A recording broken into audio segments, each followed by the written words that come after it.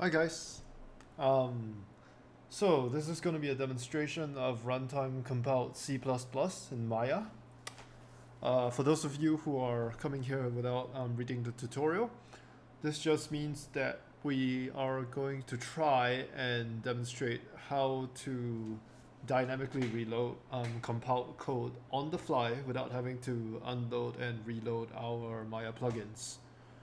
So you can see here that we have a simple get value function. It just takes a vector, a factor, and does some non-uniform scaling to it.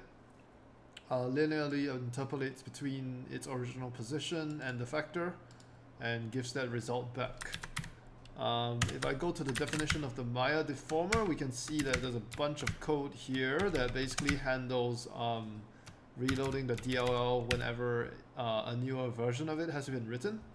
If you read the tutorial, you'll see what all that code actually does in detail.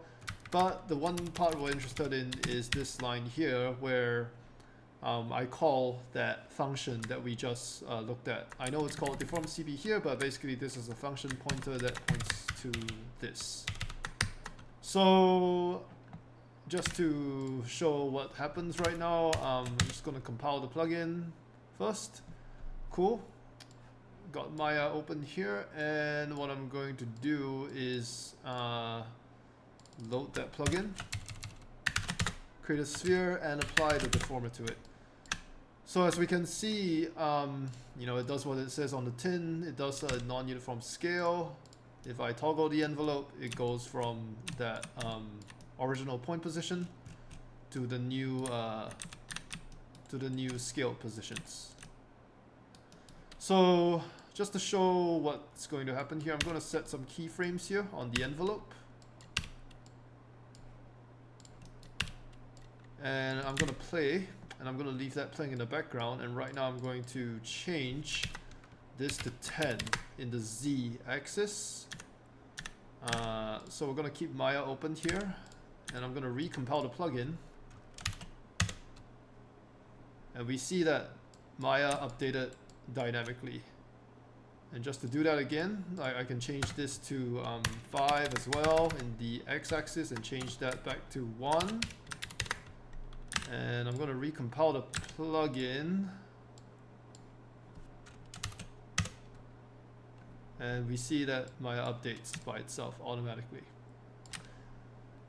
So this isn't limited to just things like reloading code here, right? What if we wanted to, for example, say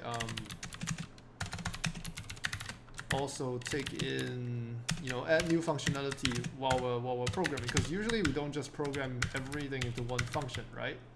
We want to be able to add stuff as well. So what I'm going to do here is I'm going to comment this out. I'm going to say the result is now going to be foo. I'm going to call foo in order to get the result from there, and I'm going to replace this here. So in foo, let's say, I don't know, what am I going to do here? I'm just going to create a temporary vector here. I don't know, let's say 100, 100. Yeah, so it's just going to be in 100 units in X and Y. We're going to basically just, we're just going to add 100 units to it. And the whole point of this is basically to show that, we can still do functions like this and kind of modify and add new functions on the fly. It doesn't all have to be, contained in this gigantic function here. And you can do that with the heap and the stack as well. You don't have to be limited to by just doing everything in one place. So I'm just going to recompile here, and we see the code updates, and yep, there we go. It's now interpolating 100 units away and back towards the original positions at the origin. So if you want to find out more, please go to the tutorial and read up on it. It will talk a lot more about how this was achieved for both Windows and Linux. And yeah, hopefully you enjoyed this demonstration.